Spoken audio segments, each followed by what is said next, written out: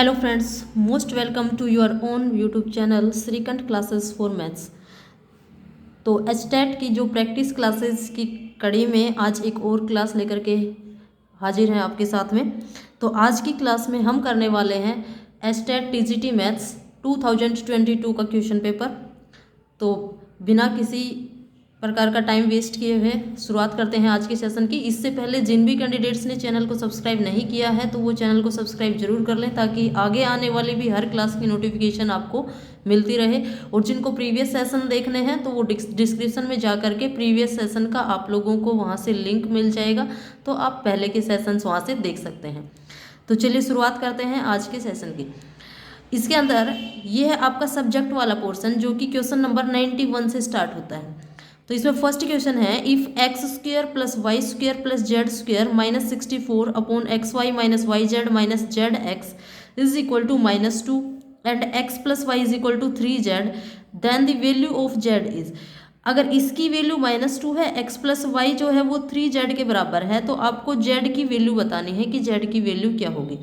तो देखिए इस क्वेश्चन को कैसे करेंगे कि यहाँ से डायरेक्ट हम इसको सोल्व करते हैं। सबसे पहले इस पोर्शन को तो जब सोल्व करोगे तो ये हो जाएगा x square plus y square plus z square minus 64 is equal to, इस टर्म को जो इसके डिवाइड में है इसको राइट साइड में ले जाएंगे तो ये मल्टीप्लाई में चली जाएगी -2 के। तो -2 के साथ जब इसको मल्टीप्लाई करोगे ये ऐसे आएगी -2 into x y minus y z minus z x. अब देखो x square plus y square plus z square minus 64 left side में तो ये है, राइट साइड में जब इसको -2 से मल्टीप्लाई करोगे तो ये हो जाएगा माइनस का 2xy। अब ये माइनस माइनस क्या हो जाएगा मल्टीप्लाई होकर के प्लस 2yz, ऐसे ही फिर से माइनस माइनस प्लस हो जाएगा 2zx। अब नेक्स्ट स्टेप में क्या करना है कि जो लेफ्ट साइड में है इसको एज इट इज रहने देंगे, सॉरी यहाँ से 64 को हटा देंगे, इसको लेफ्ट में लाएंगे। एल्जेब्रिक एक्सप्रेशंस जो भी हैं, प्लस का 2xy माइनस का 2yz, ये प्लस का 2yz था लेफ्ट में आकर के माइनस का हो गया। ऐसे ही प्लस का 2zx है, लेफ्ट में आकर के माइनस का 2zx हो जाएगा, इज इक्वल टू 64 को ले आते हैं राइट साइड में, तो ये हो गया 64 के बराबर।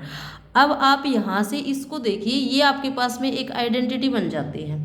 और आइडेंटिटी क्या बनेगी ये देखिए, आपने अगर पढ़ा हो तो a प्लस बी प्लस सी, इसके होल स्क्वायर की अगर बात करें तो किसके बराबर होता है, a square plus b square plus c square plus 2ab plus 2bc और प्लस में 2ca।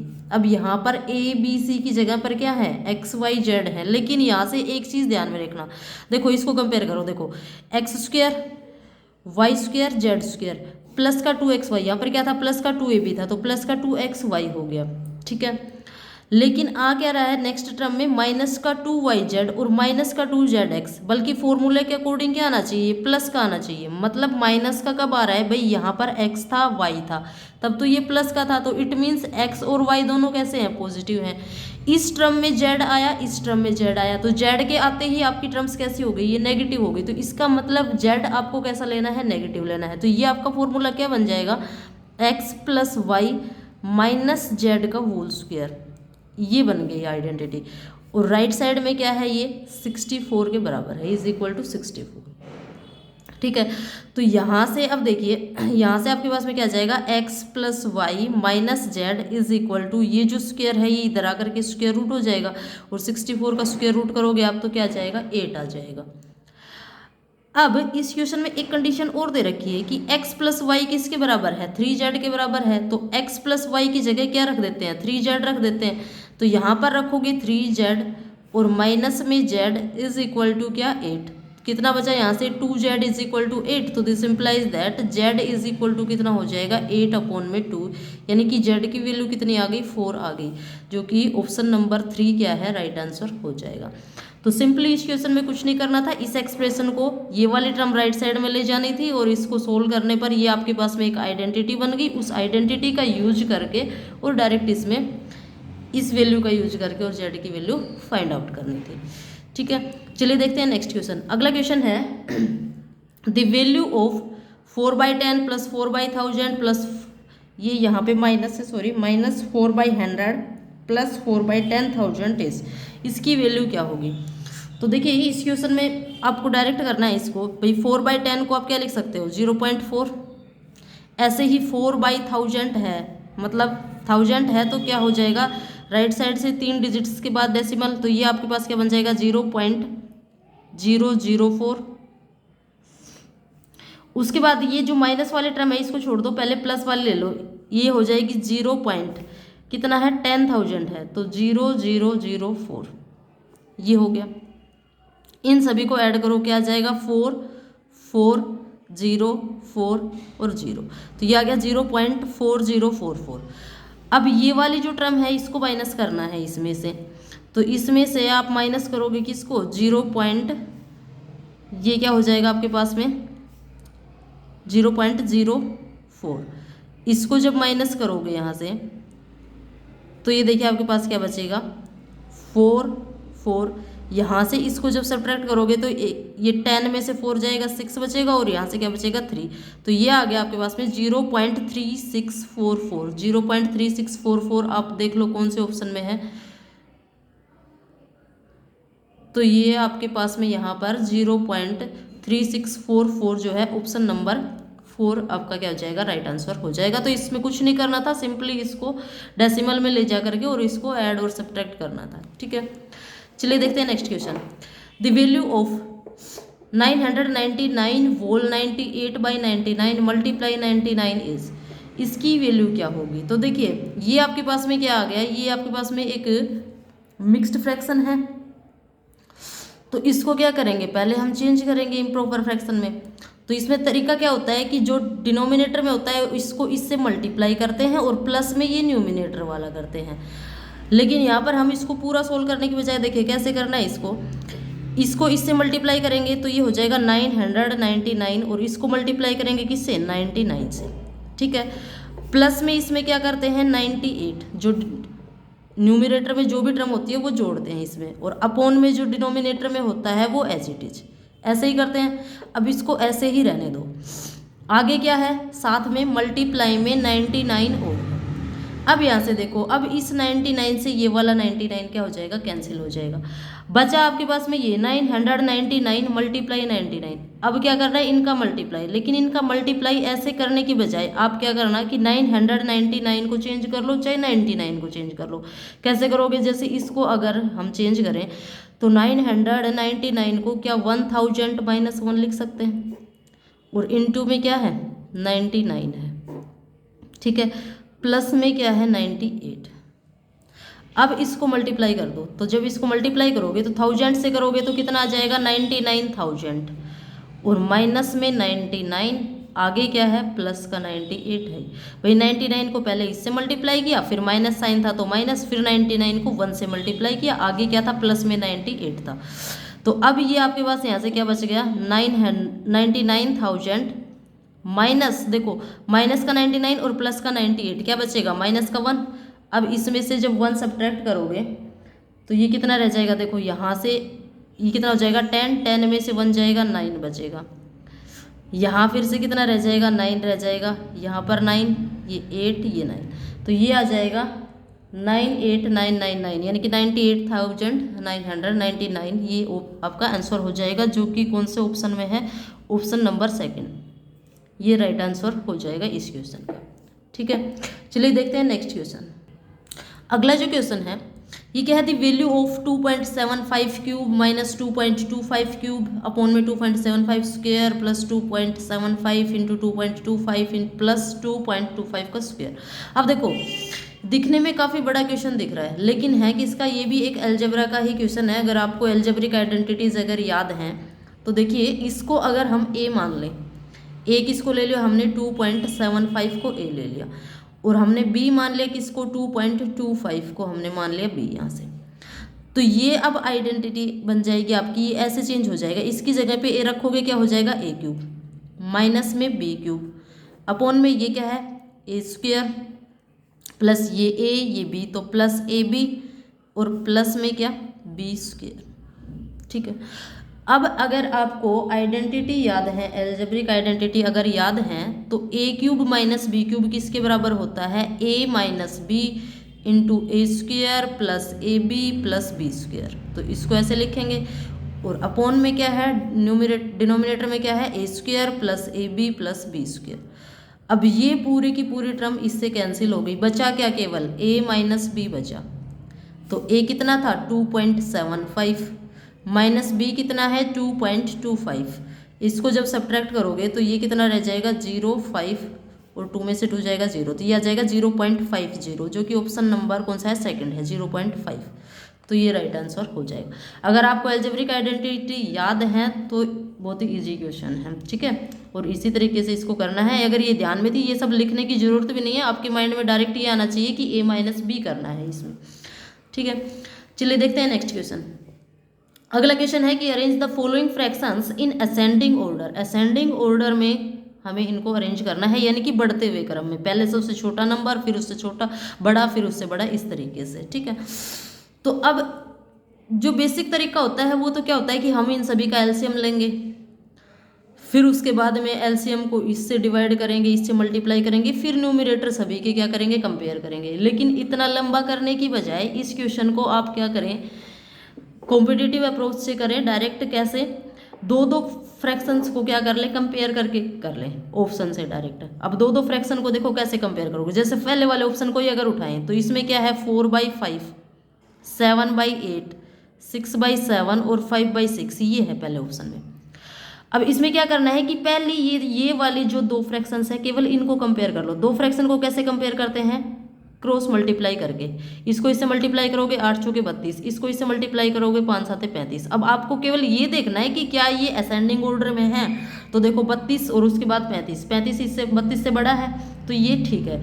अब इससे नेक्स्ट वाला चेक करो, इससे नेक्स्ट वाला चेक करोगे तो 7 7 जा 49, और यहाँ से 8 6 जा कितना 48। अब यहाँ गड़बड़ हो गई, ये कितना है 49 है और ये 48 है। तो अब तो ये असेंडिंग ऑर्डर में नहीं है। अगर 48 पहले होता 49 बाद में आता तब तो ठीक था, यानी कि ऑप्शन नंबर फर्स्ट क्या है, नहीं होगा आपका आंसर। ऐसे ही फिर दूसरे ऑप्शन को देखना, यहीं से देख लेना क्या हो जाएगा, 5 7 35, 6 6 36, ये ठीक है। यहाँ पर 35, फिर यहाँ पर 36। अब इसको कंपेयर करो तो ये कितना हो जाएगा 6 8 48 और 7 7 49, ये हो गया, यहाँ तक भी ठीक है। उसके बाद आप देखोगे तो कितना हो जाएगा 7 5 35 और 8 चौके 32। अब फिर यहाँ गड़बड़ हो गई, 49 के बाद 35 आ गया जो कि इससे छोटा है, फिर 35 के बाद 32 वो इससे छोटा है, यानी कि ऑप्शन नंबर सेकंड भी क्या हो गया, गलत हो गया। अब चलते हैं थर्ड ऑप्शन पे, यहाँ से कंपेयर करो। देखो 6 चौके 24 और 5 5 25, इनको कंपेयर किया तो ये आ गया, ये दोनों ठीक है। उसके बाद में नेक्स्ट 7 5 35 और 6 6 36, ये भी ठीक है। उसके बाद देखते हैं 6 8 48 और 7 7 49। अब देखो सारे के सारे नंबर्स क्या है, असेंडिंग ऑर्डर में है, तो इसका मतलब ऑप्शन नंबर 3 क्या हो जाएगा, राइट आंसर हो जाएगा, ठीक है। तो ये सब लिखने की भी जरूरत नहीं है, आप डायरेक्ट इनको ऐसे मल्टीप्लाई करके देखो और इसको डायरेक्ट ऐसे करना है। अगर आप पूरे उससे तरीके से करोगे इसको तो काफ़ी लेंथी क्वेश्चन हो जाएगा, तो टाइम बचाने के लिए आप इसको डायरेक्ट इस अप्रोच से करना। चलिए चलते हैं नेक्स्ट क्वेश्चन पे।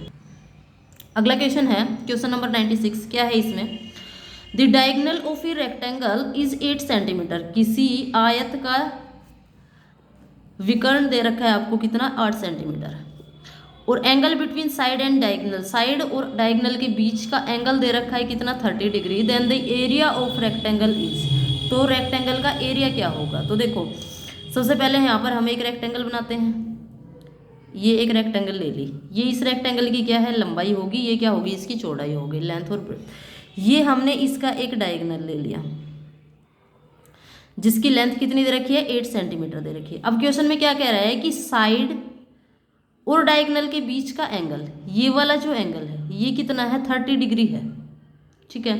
और ये यहाँ पर कितना है 90 डिग्री है, क्योंकि रेक्टेंगल की चारों जो वर्टेक्स पे कौन होते हैं वो चारों चारों क्या होते हैं 90 डिग्री के होते हैं। तो अब ये आपके पास में क्या बन गई, एक राइट एंगल ट्रायंगल बन गई। अब ये इधर ब्रेड्थ है तो इधर भी क्या होगी, ब्रेड्थ होगी, बी होगी। अब हमसे पूछ रहा है कि रेक्टेंगल का एरिया, तो एरिया किसके बराबर होता है L इंटू बी, लंबाई इंटू चौड़ाई।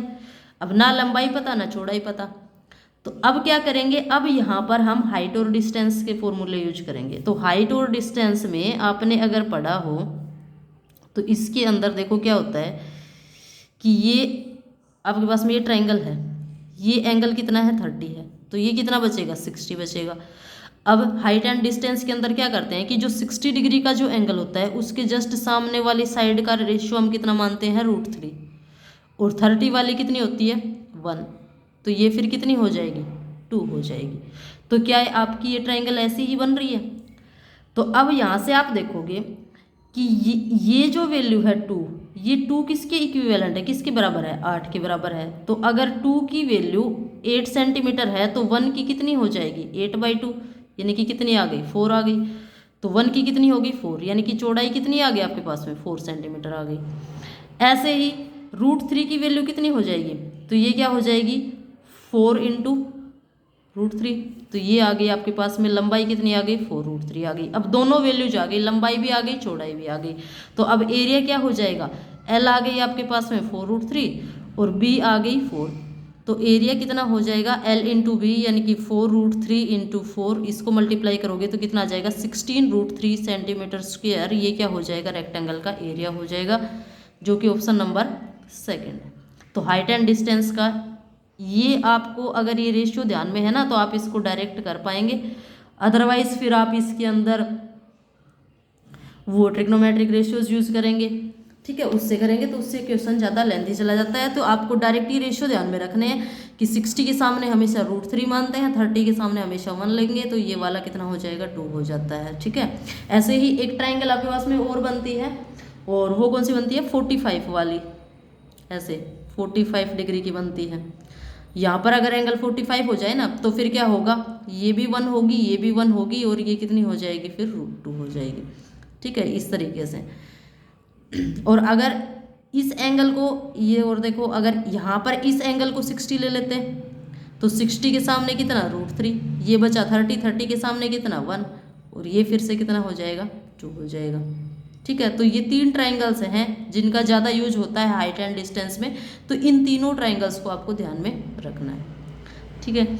चलिए देखते हैं नेक्स्ट क्वेश्चन। अगला क्वेश्चन है the ratio of length and perimeter of a rectangle. एक आयत की लंबाई और परिमाप का रेशियो दे रखा है कितना 5:16, then the ratio of its length and breadth. तो लंबाई और चौड़ाई का रेशियो बताएं। तो देखो L रेशियो जो पेरीमीटर होता है वो क्या होता है 2 × लेंथ प्लस ब्रेड्थ, यही होता है। इनका रेशियो दे रखा है कितना 5:16, ठीक है। पेरीमीटर क्या होता है, देखो ये कोई भी एक रेक्टेंगल है, अब किसी भी फिगर का पेरीमीटर क्या होता है, उसकी चारों तरफ की ये जो बाउंड्री है ना, इसकी लंबाई कितनी है टोटल, ये क्या होता है पेरीमीटर होता है। तो आयत के अंदर क्या होता है, इधर भी L इधर भी L, इधर भी B इधर भी B, तो 2 बार L जुड़ेगा 2 बार B जुड़ेगा, तो उससे क्या बन जाएगा 2 × L + B, इसका क्या बन जाता है पेरीमीटर बन जाता है, ठीक है। अब इनका रेशियो कितना दे रखा है 5:16 दे रखा है। तो यहाँ से अगर आप कंपेयर करें तो यहाँ से L कितना आ गया 5 आ गया, और 2 × L + B कितना है 16 आ गया। तो यहाँ से L + B देखो तो कितना हो जाएगा 16/2 यानी कि 8। अब L कितना है 5 है, तो B कितना हो जाएगा 8 माइनस L यानी कि माइनस का 5 कितना बचा 3, तो लंबाई 5 और चौड़ाई कितनी 3, तो L रेशियो B कितना हो गया 5:3 हो गया, ठीक है। तो ये बहुत ही सिंपल सा क्वेश्चन था, ज़्यादा कुछ इसके अंदर नहीं था। चलिए देखते हैं नेक्स्ट क्वेश्चन। अगला क्वेश्चन है which of the following is largest number. कौन सा नंबर सबसे बड़ा है।